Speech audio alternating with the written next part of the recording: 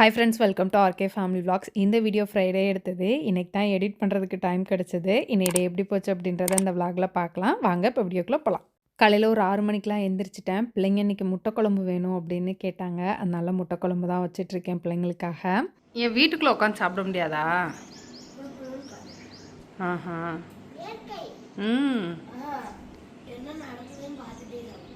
பார்த்துட்டே சாப்பிட்றீங்களா இல்லை சாப்பிட முடியலன்னு காக்காய்க்கு போட்டுட்டு சாப்பிட்றீங்களா?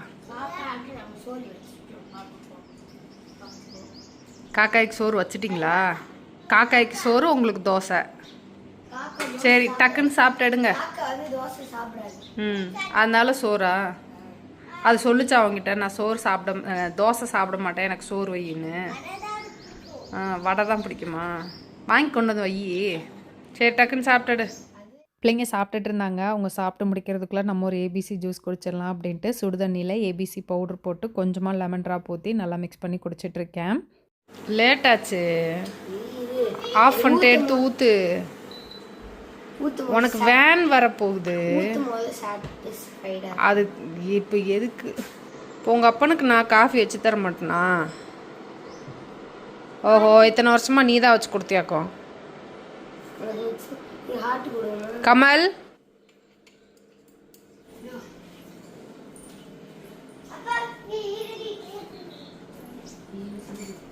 கமல் எப்போவும் பிள்ளைங்க ஸ்கூலுக்கு போனதுக்கப்புறம் 8:30க்கு மேலே தான் எந்திரிப்பாங்க. இன்றைக்கி கொஞ்சம் சீக்கிரம் எந்திரிச்சிட்டாங்க. எந்திரிச்சு ப்ரஷ் பண்ணிட்டு வந்ததும் எனக்கு காஃபி வேணும் அப்படின்னு கேட்டாங்க.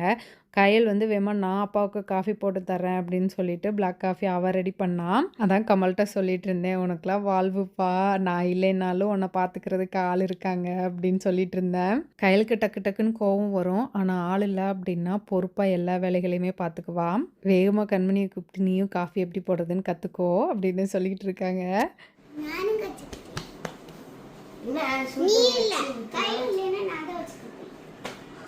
வேன் வந்துருச்சு, போங்க. இப்போ உங்கள் அப்பனுக்கு காஃபி வச்சு கொடுக்குறது அவ்வளோ அவசியம், அவ்வளோ முக்கியம். இப்போ வேன் வந்துருச்சு. வண்டி வரும்போது நீங்க அங்க கீழே உட்கார்ந்துடணும். ஓடு ஓடு ஓடு. பிள்ளைங்களை ஸ்கூலுக்கு கிளப்பி விட்டு நாங்களும் டக்குன்னு பிரேக்ஃபாஸ்ட் சாப்பிட்டு கிளம்பிட்டோம். இன்றைக்கி எனக்கு ஒரு பேக்கிங் கிளாஸ் இருந்தது. ஸோ அதுக்காக தான் கிளம்பிட்டேன் சீக்கிரமாக. எப்போ பார்த்தாலும் பிஸியாக ஓடிட்டே இருக்கோம், நமக்குன்னு ஒரு டைம் நம்ம எடுத்துக்கவே மாட்டேங்கிறோமே அப்படின்னு தோணிகிட்டே இருந்துச்சு. கரெக்ட் டைமில் இந்த பேக்கிங் கிளாஸ் வந்தது. திண்டுக்கல் பேரண்டிங் கிளப்பில் இந்த ஒன் டே பேக்கிங் கிளாஸ் வந்து கண்டக்ட் பண்ணாங்க. இதுக்கு முன்னாடி கிட்ஸுக்கு வந்து ஒன் டே பேக்கிங் கிளாஸ் வந்து பண்ணாங்க. அப்போ வந்து கயல் அட்டன் பண்ணான். நான் ஃப்ரீக்வெண்ட்டாக கேக் பண்ணுவேனான்னு எனக்கு தெரியாது, பட் எனக்கு வந்து இந்த கிளாஸ் அட்டன் பண்ணணும்னு தோணுச்சு. அதனால போய் அட்டன் பண்ணேன். மெஷர்மெண்ட்ஸு எப்படி ஸ்டெப் பை ஸ்டெப்பாக பண்ணுறது அப்படின்னு எல்லாமே சூப்பராக சொல்லி கொடுத்தாங்க. ரொம்ப யூஸ்ஃபுல்லாகவும் இருந்தது. பட்டரை எந்த அளவுக்கு பீட் பண்ணணும், எக் போட்டுட்டு அதை எந்த அளவுக்கு பீட் பண்ணணும், மாவை எப்படி சலிச்சு போடணும், எல்லாமே வந்து இன்ச் பை இன்ச்சாக ஸ்டெப் பை ஸ்டெப்பாக சூப்பராக சொல்லி கொடுத்தாங்க. மாவு போட்டுட்டு கரண்டியில் எந்த மாதிரி நம்ம வந்து மிக்ஸ் பண்ணணும் எல்லாமே சொல்லி கொடுத்தாங்க. சொல்லி கொடுக்குறத பார்க்கும்போது நமக்கு ஈஸியாக இருக்க மாதிரி இருக்கும், பட் அதை நம்ம செய்யும் போது அப்பா இதில் இவ்வளோ கஷ்டம் இருக்கா அப்படின்ற மாதிரி இருந்தது. எது ஆட் பண்ணாலுமே கொஞ்சம் கொஞ்சமாக தான் மிக்ஸ் பண்ணிட்டு பட்டர் அண்ட் சுகர் அதெல்லாம் நம்ம ஆட் பண்ணிடலாம். இது மட்டும் 2 போர்ஷன்ஸ் ஆட் பண்ணணும், எக்ஸும் 2 போர்ஷன்ஸ் ஆட் பண்ணணும். அதோட கன்சிஸ்டன்சி எதுவும் இருக்கா? இந்த கன்சிஸ்டன்சி பார்த்தீங்களா? பபிள்ஸ் வந்துச்சு இல்லை இப்போ இந்த மாதிரி இதெல்லாம் இருந்தால் இட்ஸ் குட் அப்படின்னு இருக்கும். இந்த பேட்டர் இஸ் குட் ஃபைன் அப்படின்னு இங்கே பாருங்க. இப்போ உள்ள ஒரு பபிள்ஸ் வந்துச்சு இல்லை, ஸோ அப்போ பண்ணால் இட்ஸ் ஃபைன் பர்ஃபெக்ட் அப்படின்னு அர்த்தம். மசாலா தான் போடுவேன், because otherwise it gets stuck. நமக்கு டிமோல்ட் பண்ணும்போது அது ஒரு டிஃபிகல்ட்டான ஜாபாக இருக்கும். ஸோ அதனால நம்ம நல்லா எனார்மஸாக பட்டர் போட்டுட்டு பார்ச்மெண்ட் பேப்பரும் அதுக்கு மேலே போட்டு பண்ணிக்கலாம். ஸ்டிக்கியாக இந்த கேப்பில் பட்டர் சாரி கீ ஆட் பண்ணிடுவோம். ஆமாம், பட்டர் தான் பட்டர் சாரி பேஸும் போட்டிருக்கேன். இப்போ எசன்ஸ் எப்போ ஆட் பண்ணுவோம்? எசன்ஸ் வந்து எக்கோடவே போட சொன்னோம். நம்ம temperature, this is like mode and this is timing. So நமக்கு மோடில் நிறைய பேர்த்துக்கு வந்து கன்ஃபியூஷன் இருக்கும், என்ன மோடில் போடுறது அப்படின்னு சொல்லிட்டு. என்ன மாதிரி இருக்கணும்னா அப் அண்ட் டவுன் ரெண்டுமே வந்து லைன்ஸ் இருக்கணும், வித் ஃபேன் இருக்கணும். இதுதான் பேக்கிங் மோட். சில ஓடிஜியில் பேக்குன்னே கொடுத்துருவாங்க, பட் சம் ஓடிஜியில் வராது. ஸோ அதனால அப் அண்ட் அப் 2 சைடு லைனுக்கு நடுவில் ஃபேன் இருக்கிறது தான் பேக்கிங் மோட். ஸோ இந்த மோடில் போட்டால் தான் கரெக்டாக. ஃபார் 35 minutes 35 minutes 35 minutes ஆமா 35 minutes ஆகும். சின்னதாக இருந்தாலும் பெருசாக இருந்தாலும் சின்னதாக இருந்தாலும் பெருசாக இருந்தாலும் நம்ம இதே நீங்கள் வந்து 2 மடங்கு போட்டு பண்ணாலும் டெம்பரேச்சர் இதுதான். ஓகே. கொஞ்சம் பேக் ஆகலைன்னா ஒரு 10 minutes. ஒரு ஓவனுக்கு ஒரு டெம்பரேச்சர் இருக்கும், மாறும். ஸோ உங்கள் ஓவனில் கொஞ்சம் பேக் ஆகலைன்னா you can add 10 more minutes. So it gets bake. அதே மாதிரி நடுவில் வேகாமல் இருக்கு, சைட்ல எல்லாம் வெந்துருச்சு, ஒருவேளை நம்ம கேக் வந்து இதாகிடுச்சு அப்படின்னா நினைக்க வேணாம், இன்னொரு 10 minutes. கேக் எப்படி பண்ணுறது, அதுக்கு எப்படி ஐசிங் பண்ணுறது, அது எல்லாமே வந்து சொல்லி கொடுத்தாங்க. அடுத்தது வந்து கேக்குக்கு ஐசிங் பண்ணுறது, டெக்கரேட் பண்ணுறது, அதுதான் வந்து சொல்லி கொடுத்துட்ருக்காங்க. கேர்ஃபுல், ஏற்கனவே நமக்கு நேரம் சரியில்லை.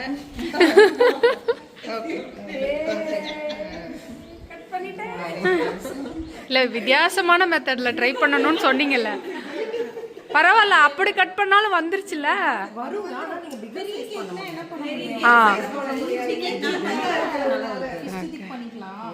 ஏய், கரெக்டாக கட் பண்ணிட்டாங்க. விப்பிங் க்ரீம் நம்ம எந்த பாத்திரத்தில் வந்து பீட் பண்ண போகிறோமோ அந்த பாத்திரம் எல்லாமே நல்லா சில்லுன்னு இருக்கணும், அப்படின்னா தான் வந்து கரெக்டாக வரும் அப்படின்னு சொன்னாங்க. இந்த அளவுக்கு லிக்விடாக இருக்கணும், ஃப்ரோசன் ஸ்டேட்டில் இருக்கக்கூடாது. இருந்தால் அது நல்லா ஸ்டிஃப் பீக் வராது. கிளாக் வைஸ்னா கிளாக் வைஸ், ஆன்டி கிளாக் வைஸ்னா ஆன்டி கிளாக். இதுதான் கன்சிஸ்டன்சி, கீழே விழுகக்கூடாது. திருப்பினா கொடுத்துருவோம். ஓகேடா, திருப்பினா கொடு.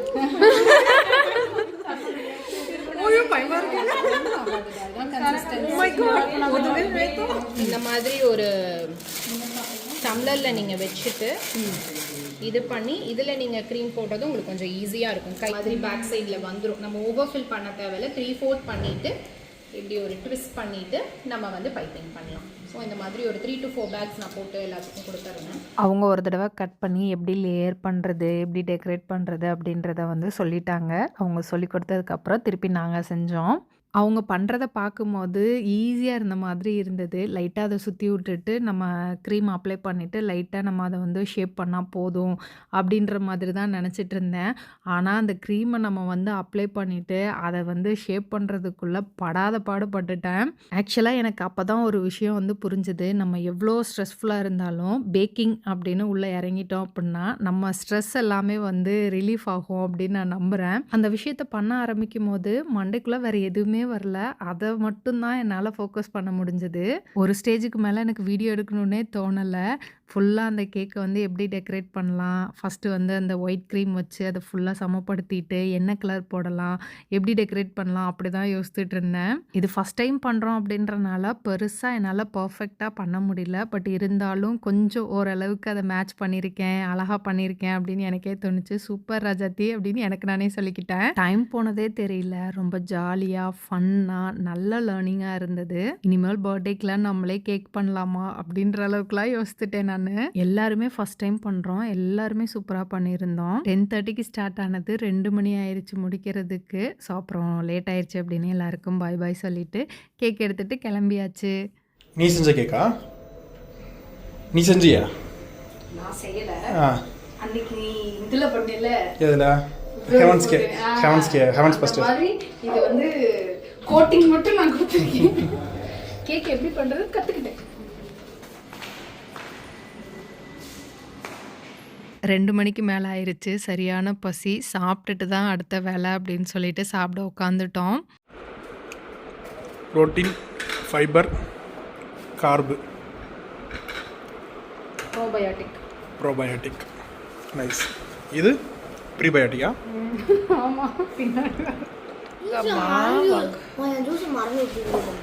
ஆமாம்மா, நீ உங்கள் அப்பாவுக்கு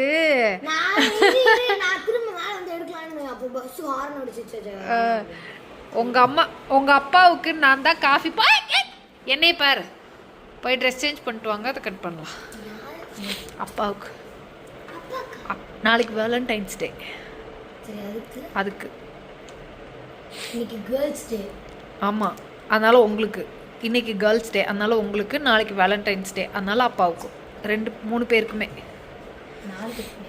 4 பேர்த்துக்குமே. ஓகே. காலையில் உங்கள் அப்பாவுக்கு நான் காஃபி போட்டு தரேன்னு சொன்னேன். உங்கள் அப்பாவுக்கு காஃபி போட்டுட்டு இப்போ நீ பண்ண ஜூஸை வச்சுட்டு போயிட்டியா?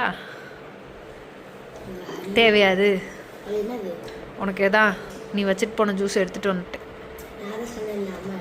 சரி போய் ட்ரெஸ் சேஞ்ச் பண்ணுங்க. இந்த மிட்டாய் யார் கொடுத்தா? இப்படி மிட்டாய் சாப்பிட்லாமா? ஒரு டைம் அம்மா பாப்பா கையில ஃபேன் ஆஃப் பண்ணு. ஏய் எவ்வளோ அழகா செஞ்சுருக்கேன். அதுக்கு நான் செஞ்சேன். ஓ நான் செஞ்சேன்னு தெரியாதுல்ல. அம்மா இன்னைக்கு பேக்கிங் கிளாஸ் போயிட்டு அதனால செஞ்சுட்டு வந்திருக்கேன். பேக்கிங் கிளாஸ் போனேன். அதை டெக்கரேட் பண்ணுறதுக்கு அழகா செஞ்சேன். நீ வந்து கேக் மட்டும் தான் செஞ்சிருக்க. நான் டோனட் செஞ்சேன், கப் கேக் செஞ்சேன், ப்ரௌனி செஞ்சேன். சரி செஞ்சேல. கேக் செஞ்சேன். சரி செஞ்சியே. இப்போ உனக்கு அதெல்லாம் ஞாபகம் இருக்கா? இருக்குது, ஞாபகம் இருக்கு. நோட் இருக்கு, நான் செய்வேன். நோட் எங்க இருக்கு? அவன் எங்க இருக்கு? அவன் உங்க அப்பா வைக்கல. அவன் அவன் அவன் ஏர் ஃப்ரையர் வாங்கிட்டு டெய்லி யூஸ் பண்ணுவீங்களா? ஏர் ஃப்ரையர் நான் யூஸ் பண்ணிட்டு தானே இருக்கேன். ஏர் ஃப்ரையரும் அவனும் தான். இத கட் பண்ணுமே. நான் கேட்டேன் ஏர் ஃப்ரையரில் பண்ண முடியுமான்னு. ஏர் ஃப்ரையரில் பண்ணுறதை விட நீங்கள் ஓடிஜியில் பண்ணாதான் நல்லா இருக்கும்ன்றாங்க. அவ்வளோதான். உங்கள் அப்பாவுக்கு வேலண்டைன்ஸ் டேக்கு, உங்களுக்கு கேர்ள்ஸ் டேக்கு கேலண்டைன்ஸ் டே. இன்னைக்கு கேர்ள்ஸ் டே, கேலண்டைன்ஸ் டே அப்படினா கேர்ள்ஸ்க்கான டே. பாவம் பாய்ஸ் டேன்னா ஒன்றும் இல்லை. ஹாப்பி கேர்ள்ஸ் டே, கேலண்டைன்ஸ் டே. கத்தி வச்சு குத்தி. நாங்கள் மண்டே ரோட்டரியில் கேலண்டைன்ஸ் டே செலிப்ரேட் பண்ண போகிறோம். சரி சாப்பிட்டு பார்த்துட்டு அம்மா செஞ்சு கேக் எப்படி இருக்குன்னு சொல்லுங்க. என்னங்கடா பண்ணுறீங்க? நான் எவ்வளோ அழகாக செஞ்சு கொண்டு வந்தேன். இப்படி லேயர்லாம் போட்டு கொண்டு வந்திருக்கேன். நீ போட்டியா? அப்புறகு டே நான் தாண்டா அந்த லேயர்லாம் போட்டேன். போய் வேற இடம் போட்டு பாப்பா. எனக்கு இது மட்டும் செஞ்சு தாங்க. நல்லா இருக்கா? நான் சாப்பிட வேண்டியது சாக்லேட் சூப்பர். நீ பேக்கிங் பண்ணது வீடியோல எடுத்துறியா? எடுத்திருக்கேன். ஆனால் இந்த கேக் நான் செய்யல, டெக்கரேட் மட்டும்தான் நான் பண்ணேன். நான் கேக்கே செஞ்சேன். அழகா போதும், நீ நிறைய திங்காத. அங்கே அண்ணாங்களுக்குலாம் கொடு. ராஜேஷ் கிச்சனில் கிட்ஸ்க்காக அடுத்து ஒரு புது ப்ராடக்ட் லான்ச் பண்ண போகிறோம். சீக்கிரமே அதை லான்ச் பண்ணிடுவேன். என்ன ப்ராடக்டாக இருக்கும் அப்படின்னு கெஸ் பண்ணுங்கள். ஷட்டில் விளையாட போகிறல, நல்லா எனர்ஜி ஏற்றிட்டு போ. சூடாக குடித்தாதான் நல்லாயிருக்கும். நீங்கள் ஏன் தான் அப்படி பச்சை தண்ணியாக குடிக்கணும்னு நினைக்கிறீங்களோ தெரில. உனக்கு அது பிடிச்சிருக்கா? அது புது ப்ராடக்ட்டு. அது வடிகட்டாமல் கொடுத்துட்டேன். பிள்ளைங்களுக்கு பால் ஆற்றி கொடுத்துட்டு ஷட்டில் கிளாஸ் அனுப்பிச்சி விட்டேன். ஷட்டில் கிளாஸ்லேருந்து வந்ததும் அப்படியே வீட்டுக்கு கிளம்பிட்டோம். அவ்வளோதான். இந்த விளாக் இதோட முடிஞ்சது. இந்த வீடியோ உங்களுக்கு பிடிச்சிருக்கும் நம்புகிறேன். பிடிச்சிருந்தா லைக் பண்ணுங்கள், மறக்காமல் சேனலை சப்ஸ்கிரைப் பண்ணுங்கள். அடுத்த வீடியோவில் பார்க்கலாம். அது வரைக்கும் பாய்.